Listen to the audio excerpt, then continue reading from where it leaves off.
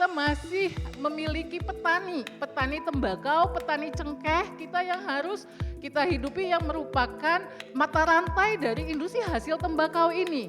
Nah, ini titipan pesan untuk kepada pemangku kebijakan. Apakah bijak tidak? Satu kementerian, tadi kita lihat begitu banyak yang komplain, bahkan kementerian tertentu dan lembaga tertentu pun tidak dilibatkan yang menaungi kita, asosiasi yang komplain ini. Berarti ada masalah di negeri ini. Ya, kemasan polos itu nanti saya akan sampaikan ya, kemasan polos itu sebenarnya kan ada banyak yang dirugikan. Pertama, pemerintah pasti dirugikan ya, karena pendapatan dari tembakau nggak akan muncul. Beberapa tahun terakhir, industri tembakau menghadapi tekanan dari berbagai sisi, termasuk kenaikan cukai, meningkatnya rokok ilegal, tekanan LSM anti tembakau yang semakin masif, menurunnya daya beli masyarakat, hingga yang terbaru, ancaman regulasi dari peraturan pemerintah atau PP nomor 28 tahun 2024 tentang peraturan pelaksanaan Undang-Undang nomor 17 tahun 2023 tentang kesehatan. Tekanan terhadap industri semakin besar dengan munculnya rancangan peraturan baru, yakni rancangan peraturan Menteri Kesehatan atau Draft Permenkes tentang pengamanan produk tembakau dan rokok elektronik yang diunggah di situs resmi Kementerian Kesehatan. Pengaturan utama dari regulasi tersebut adalah desakan penerapan kemasan rokok polos tanpa merek baik untuk produk tembakau dan rokok elektronik. Peraturan-peraturan ini tidak hanya mengancam keberlangsungan keseluruhan mata rantai industri tembakau di Indonesia, tetapi juga memiliki dampak signifikan pada perekonomian, terutama di daerah-daerah penghasil tembakau. Ribuan pekerja di sektor pertanian tembakau, pengolahan, dan distribusi hingga ke sektor retail dan industri kreatif, seperti periklanan, beresiko kehilangan pekerjaan jika peraturan ini dipaksakan Kemenkes untuk diterapkan tanpa melibatkan pemangku kepentingan terdampak dan kementerian atau lembaga terkait. Ketua Umum Perkumpulan Gabungan Perserikatan Pabrik Rokok Indonesia atau GAPRI, Henry Najwan menyebut, kebijakan tersebut akan mengancam sekitar 6 juta tenaga kerja kehilangan pekerjaannya di industri rokok. Yang mana kita lihat pengaturannya sangat eksesif dan tentu akan merugikan industri ini. Di samping itu mata rantai industri ini sudah sangat kuat, kurang lebih ada sekitar 6 juta tenaga kerja yang bernaung di industri ini. Kalau industri ini terganggu oleh peraturan-peraturan yang sangat eksesif, tentu akan mempengaruhi berjalannya industri ini. Ya, bila peraturan ini tetap dilakukan, tidak serta-merta 3 bulan lagi atau 6 bulan lagi industri yang akan mati. Tapi pelan tapi pasti industri menjadi industri sunset dan akhirnya sunset industri dan akhirnya akan menuju ke jurang penutupan. Sementara itu, produsen menilai wacana penetapan aturan kemasan polos tanpa merek bisa memicu maraknya peredaran rokok ilegal. Para pelaku industri menolak aturan standarisasi kemasan berupa kemasan polos dalam rancangan peraturan Menteri Kesehatan yang merupakan turunan dari PP nomor 28 tahun 2024 tentang kesehatan. Ketua Umum Gabungan Produsen Rokok Putih Indonesia atau GAPRINDO Beni Wahyudi dan Ketua Bidang Kebijakan Publik Apindo Sutrisno Iwantono memperingatkan bahwa kebijakan ini bisa memberikan dampak yang tidak diharapkan. Salah satunya adalah peningkatan peredaran rokok ilegal. Menurut mereka, kemasan polos akan mempengaruhi seluruh pelaku industri tembakau, hingga dampak dari persaingan tidak sehat dan maraknya rokok ilegal.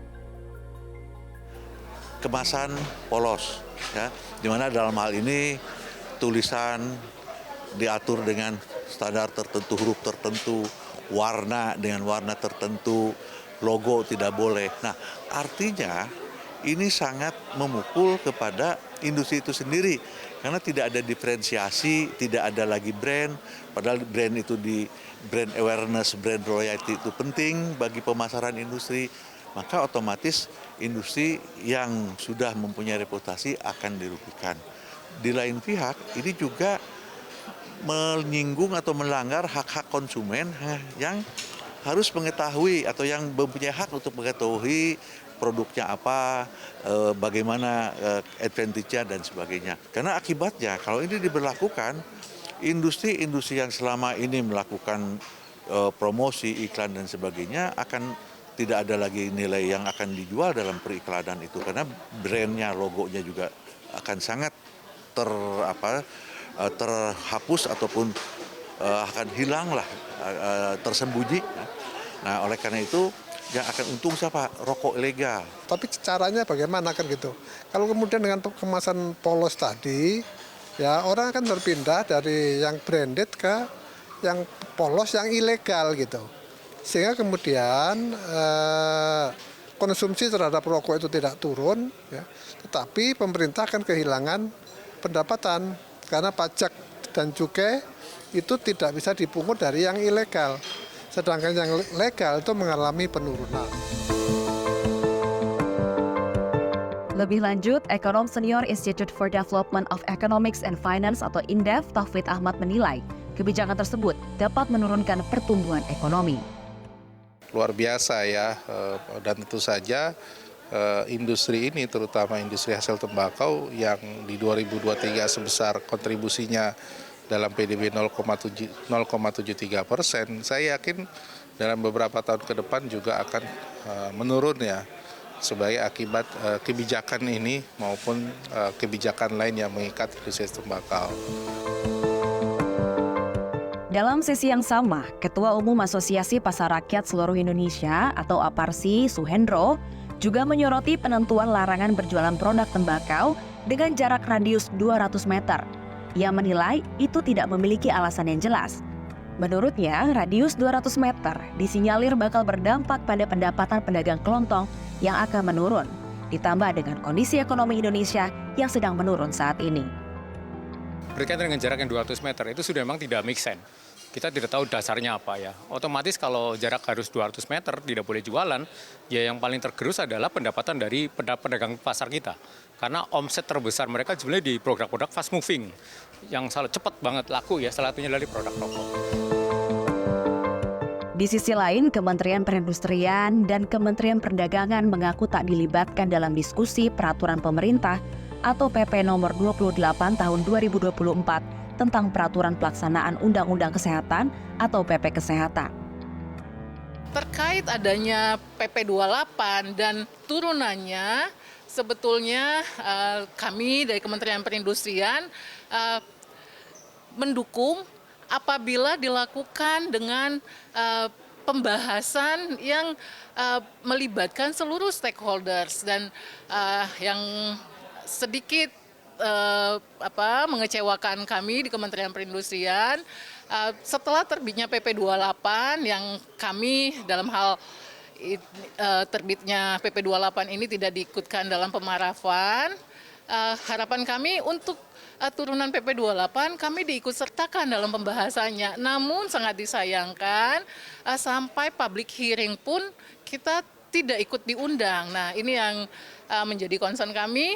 Semoga rancangan Permenkes yang sudah draftnya diselesaikan oleh teman-teman Kemenkes ini dibahas kembali dengan melibatkan seluruh stakeholders, baik itu dari sisi industri maupun dari sisi pemerintahnya. Memang belum ada undangan resmi kepada Kementerian Perdagangan ke unit manapun gitu ya, termasuk unit kami gitu. Tapi memang kami secara proaktif mengikuti perkembangan, khususnya setidaknya menelaah draft Permenkes yang ada di website, kami akses gitu ya. Terus kami juga berdialog dengan industri, bagaimana sebaiknya perumusan kebijakan kemasan polos khususnya gitu. Terus mungkin kami akan coba proaktif untuk menghubungi Kementerian Kesehatan ya, agar kami dapat dilibatkan secara resmi. PP Kesehatan nomor 28 tahun 2024 ini nyatanya menimbulkan reaksi negatif dari berbagai pihak. Ditambah lagi, karena dalam prosesnya tidak melibatkan pemangku kepentingan terkait. Maka dari itu, asosiasi dan kementerian terkait kompak untuk mendorong Kementerian Kesehatan untuk meninjau kembali, serta melibatkan stakeholder terkait untuk melihat lebih jauh dan lebih luas dampak yang bisa ditimbulkan dari aturan tersebut. Tim Liputan CNBC Indonesia.